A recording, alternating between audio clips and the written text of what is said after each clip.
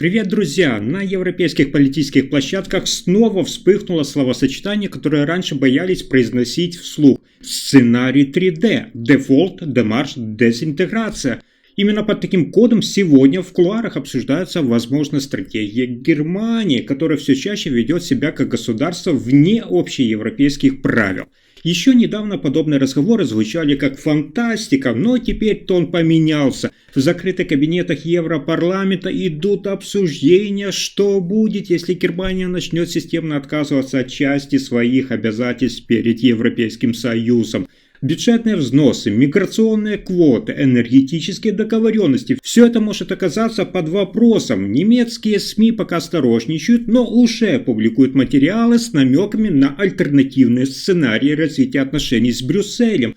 По сути, это подготовка почвы к мягкому отрыву, а пока Мерц публично говорит о реформировании Европейского Союза, в реальности, как говорят экономические обозреватели, уже идет пересмотр ключевых соглашений. Некоторые из них замораживаются, а часть переориентируется на другие форматы. Берлин запускает проекты, не согласованные с Брюсселем, финансирует национальные инициативы за пределами регламента Европейского Союза и демонстрирует растущий скепсис к централизации власти в Евросоюзе. В экспертной среде это уже назвали экономическим демаршем, который может стать первым шагом к более жесткой политической конфронтации. Но пока Европа занята кризисами, в Берлине идет работа над долгосрочной стратегией до 2030 года. По сообщениям ряда обозревателей, в немецких правящих кругах обсуждают документы, которые не публикуются в открытом доступе. Там будущая модель Германии и политическая, и экономическая. Что именно готовится? Согласно информации, попавшей в аналитические доклады, речь идет не просто о внутренней модернизации.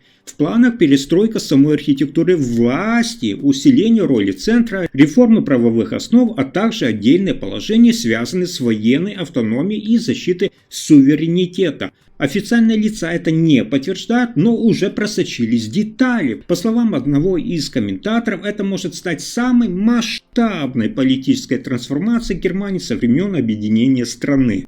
Причина не только внутренняя нестабильность, но и растущее давление извне. Фридрих Мерц, судя по риторике, готов отказаться от ряда обязательств перед Европейским Союзом, если они мешают национальной стратегии. Новый план позиционируется как переход к операционной независимости, при которой Германия остается в Союзе, но на собственных условиях. Некоторые аналитики уже назвали это началом мягкой суверенизации. На практике это означает, Берлин будет самостоятельно определять, какие европейские нормы соблюдать, а какие переписать. Причем не исключено, что все это будет закреплено юридически в виде отдельных поправок, обходящих единую политику Европейского Союза. А теперь внимание! В Берлине все чаще говорят о необходимости пересмотра Конституции. Официальный повод – это необходимость усиления военного направления, но в реальности ставки гораздо выше. По сути, речь идет о создании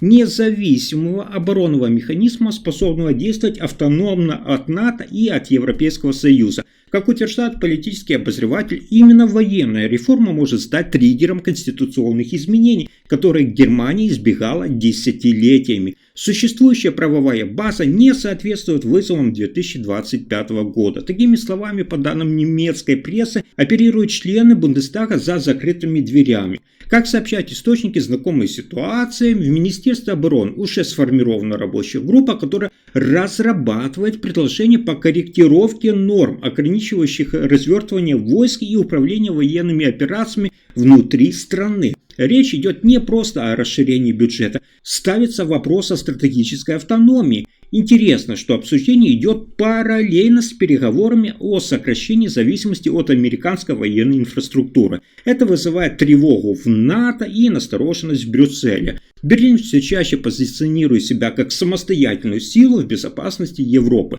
На политических ток-шоу тему пока обходит стороной, но в экспертных кругах уже звучит оценка. Если изменения будут приняты, это будет не просто реформа армии, а перезапуск всей концепции немецкой государственности в 21 веке. И вот тут начинается самое интересное. На фоне политических перестроек все громче звучит финансовый конфликт между Берлином и Франкфуртом. Германия, крупнейший донор и локомотив экономики Европейского Союза, все активнее выражает недовольство действиями Европейского Центробанка. Причина проста. По мнению многих немецких экономистов, новая политика ЕЦБ угрожает стабильности всей зоны евро. Как говорится в недавнем экономическом докладе, Германия блокирует ряд инициатив Франкфурта, включая программы расширенного стимулирования и смягчения долговой нагрузки. Интрига состоит в том, что все чаще обсуждается идея частично финансовой автономии Германии. По данным экспертов, близких правительственным кругам,